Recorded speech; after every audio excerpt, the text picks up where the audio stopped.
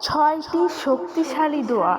এই দোয়াগুলো প্রতিটি ভালো সময় এবং খারাপ সময়ে আপনার কাজে আসবে। ১. ভয় ও দুশ্চিন্তার জন্য দোয়া। হাসবুনাল্লাহু ওয়া নি'মাল ওয়াকিল।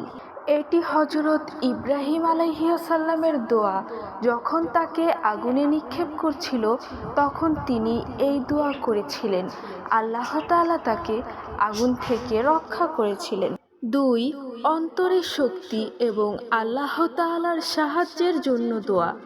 লা ইলাহা ইল্লা আনতা সুবহানাকা ইন্নী কুনতু মিনাজ জালিমিন। যখনই আপনি কঠিন বিপদের মধ্যে পড়বেন, এই দোয়া আপনাকে আলো দেখাবে। হযরত ইউনূস আলাইহিসসালাম মাছের পেটে থেকে এই দোয়া করেছিলেন। আল্লাহ তাআলা তাকে মাছের পেট থেকে উদ্ধার করেন। ৩.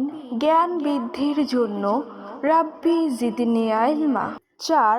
হতাশা বা দরিদ্রতা দুঃখ কষ্টের সময় এই দোয়া পড়বেন। রাব্বি ইন্নী লিমা আনজালতা ইলাইয়া মিন খায়রিন ফাকির। হযরত মূসা আলাইহিসসালাম যখন অনেক সমস্যায় পড়ে গিয়েছিলেন তখন এই দোয়াটি করেছিলেন। তখন আল্লাহ তাআলা তার পথ খুলে দিয়েছিলেন। ৫.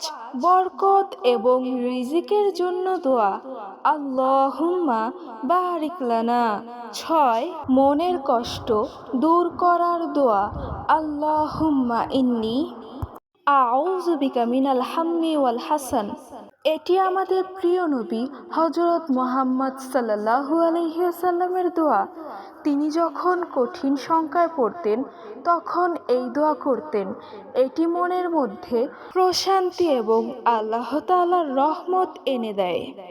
সবাই কমেন্টে আলহামদুলিল্লাহ লিখে যাবেন এবং এই বরকতময় দোয়াগুলো অন্যদেরকেও শেয়ার করে দিবেন।